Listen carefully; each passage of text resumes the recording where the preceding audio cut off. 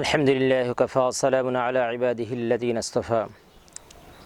সম্মানিত সুধী, আমাকে প্রশ্ন করা হয়েছে ইসলামের দৃষ্টিতে কোন ধরনের কোন বৈশিষ্ট্যের নারীকে বিবাহ করা উত্তম।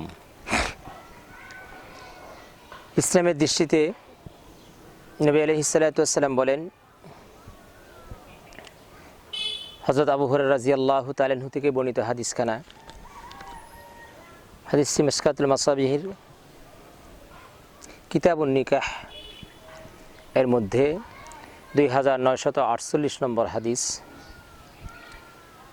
হযরত আবু হুরায়রা রাদিয়াল্লাহু তাআলা আনহু ইরশাদ করেন, নবী আলাইহিস সালাতু ওয়াস সালাম বলেছেন, মানুষ চারটি বৈশিষ্ট্যের কারণে নারীকে বিবাহ করে। চারটি বৈশিষ্ট্যের কারণে নারীকে বিবাহ করে। 1 নম্বর লিমালিহা, 2 নম্বর ওলি হাসাবিহা, 3 নম্বর ওলি জামালিহা, 4 নম্বর ওলি দীনিহা। এই চারটি বৈশিষ্ট্যের কারণে নারীকে বিবাহ করে। নবী আলাইহিস সালাতু ওয়াস সালাম এই হাদিসের শেষের দিকে বলেছেন, পয়গম্বর আলাইহিস সালাতু ওয়াস সালাম, ফাজফুর বিজাতিদ দ্বীন, তোমরা বিবাহের ক্ষেত্রে নারীকে নির্বাচনের ক্ষেত্রে কোন নারীকে বিবাহ করবে, এক্ষেত্রে তোমরা ফাজফুর বিজাতিদ দ্বীন, তোমরা দ্বীনকে প্রাধান্য দাও। অর্থাৎ তোমরা যদি লাভবান হতে চাও তাহলে দ্বীনদারিকে, ধার্মিকতাকে প্রাধান্য দাও। চারটি বৈশিষ্ট্য। 1 নম্বর লিমালিহা, ওলি হাসাবিহা, ওলি জামালিহা, ওলি দীনিহা। এই চারটির মধ্যে নবী আলাইহিস সালাতু ওয়াস সালাম চারটির কথা উল্লেখ করেছেন। এর মধ্যে তিনি বলেছেন যে তোমরা যদি লাভবান হতে চাও তাহলে দ্বীনকে, ধর্মপরায়ণতাকে প্রাধান্য দাও। 1 নম্বর যেটি নবী আলাইহিস সালাতু ওয়াস সালাম বলেছেন লিমালিহা, এটা হচ্ছে সম্পদ। বিবাহের ক্ষেত্রে দেখা যায় নারীর কী পরিমাণ সম্পদ আছে, সে কেমন সম্পদের অধিকারিণী, এটি দেখা হয়। 2 নম্বর বলি হাসাবিহা, তার বংশমর্যাদা কেমন, এটিও দেখা হয়। এটিও একটি গুরুত্বপূর্ণ দিক। বংশমর্যাদা দেখতে হবে, কোন বংশের নারী, বংশের কারণে তার স্বভাব হয়, এজন্য বংশকেও অবশ্যই দেখতে হবে, তার বংশটা সুন্দর কিনা, উত্তম কিনা। এরপর 3 নম্বর হচ্ছে ওলি জামালিহা, সে সুন্দর কেমন, এটিও দেখতে হবে। ওলি জামালিহা, তার সৌন্দর্য কেমন, এটিও আমাদেরকে অবশ্যই দেখতে হবে। নবী আলাইহিস সালাতু ওয়াস সালাম 4 নম্বর যেটি বলেছেন হাদিসের মধ্যে, ওলি দীনিহা, তার দিনদারি কেমন, তার ধার্মিকতা কেমন, সে ধর্মপরায়ণতা কেমন, ধর্মপরায়ণতা এটিকেও আমাকে দেখতে হবে।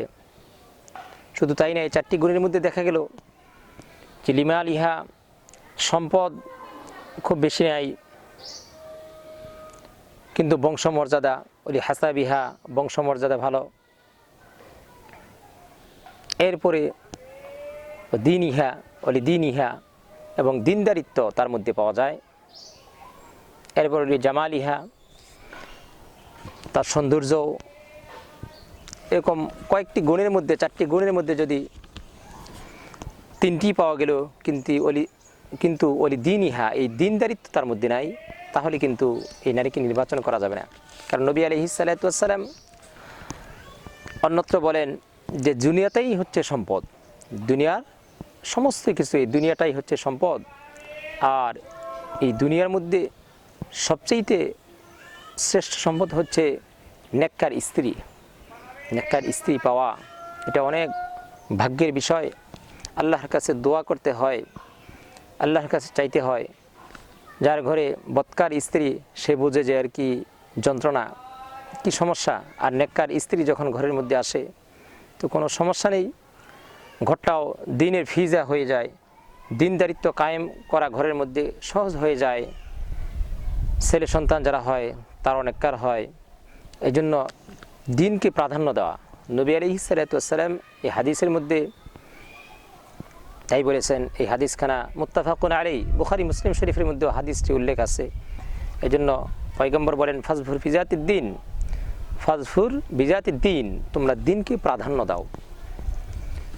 এই জন্য আমরা বিবাহের ক্ষেত্রে যারা বিয়ে করেছি তো করেছি, যারা এখনও বিয়ে করি নাই তাদের ক্ষেত্রে আমি বলবো যে যারা আমরা নবী আলাইহিস সালাতু ওয়াস সালামের এই হাদিসখানা শুনে আমরা প্রাধান্য দিব যে দিনদারিত্বকে, সে দিনদার কেমন। যদি দিনদারিত্ব তার মধ্যে পুরোপুরি পাওয়া যায় তো আমি অন্য বিষয়গুলি যদি কমতি থাকে এরপর আমি তাকেই প্রাধান্য দিব। আর অন্যান্য গুণ ঠিক আছে কিন্তু দিনদারিত্ব নাই, এটিকে প্রাধান্য দেওয়া ঠিক হবে না। নবী আলাইহিস সালাতু ওয়াস সালাম বলেন যে দিনদারিকেই তোমরা প্রাধান্য দাও। ফাজফুর বিজাতিদ দিন, দিনদারি যার মধ্যে বেশি আছে তাকেই তোমরা বিবাহের জন্য নির্বাচন করো। আল্লাহ জাল্লা শানুহু ওয়া তাআলা আম্মানুহু আমাদেরকে বিষয়গুলি বুঝে আমল করা তৌফিক দান করেন। ওয়া আখিরু দাওয়ানা আলহামদুলিল্লাহি রাব্বিল আলামিন।